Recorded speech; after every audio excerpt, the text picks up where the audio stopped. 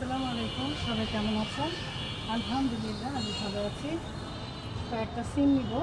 এই যে গাছটা কেমন মরা পাতা হয়ে গেছে, এখন সিমগুলো আমি তুলে নেই।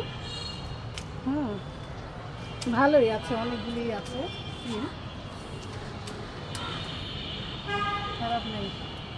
আর ছাদে আসলে একটা জিনিস লক্ষ্য করছো, কিছু না কিছু পাওয়াই যায়। হুম, আলহামদুলিল্লাহ। এই গাছে তো সিম ধরছে, কিন্তু গাছটা কেমন হয়ে গেছে, আর আছে নাকি? নিচেও তো ধরছে অনেক সিম। তো এটা এখন আমি কীভাবে কাটি বলো, যেহেতু সিম আছে। মরা পাতাগুলো আমি একটু উঠিয়ে দিই, যেহেতু সিম আছে গাছে। হ্যাঁ, মার্শাল্লাহ, এই যে সিম পেয়েছে। এই তো চলে এসেছি আমার রান্নাঘরে। ইফতারি বানাবো, রান্না করব। মাছ মাখিয়ে নিয়েছি হলুদ মরিচ দিয়ে, ছাদ বাগানের পেঁয়াজ পাতা, বরবটি দিয়ে, টমেটো দিয়ে রান্না করব। আর সেহরির জন্য মাংস রান্না করছি।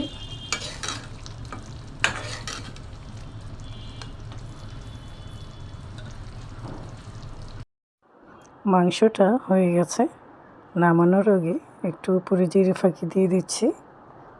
জিরেটা একটু কম হয়েছে, তাই আর একটু দিয়ে দিলাম। এখন তরকারিটা রান্না করব।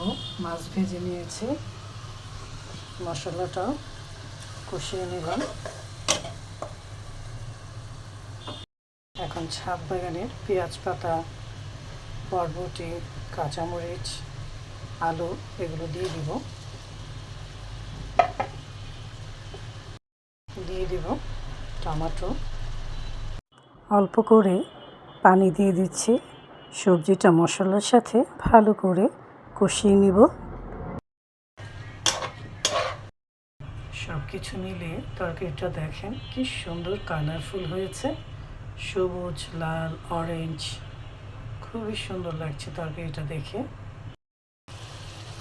আলুটা আমি আগে থেকেই সিদ্ধ করে নিয়েছি, তাই বেশিক্ষণ কষাতে হলো না।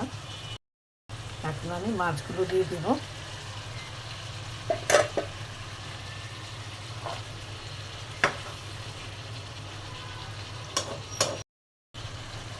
পানি দিয়ে দিচ্ছি, এখন ঢেকে দিচ্ছি। ভাতও বসিয়ে দিয়েছি। এই তো তরকারিটা হয়ে গেছে। রোজার দিনে এমন একটি সবজির তরকারি খেতে কিন্তু দারুণ লাগে সারাদিন রোজা রাখার পর। সবাই ভালো থাকবেন, সুস্থ থাকবেন। আবারও দেখা হবে, কথা হবে। এখন আসি, আল্লাহ হাফেজ।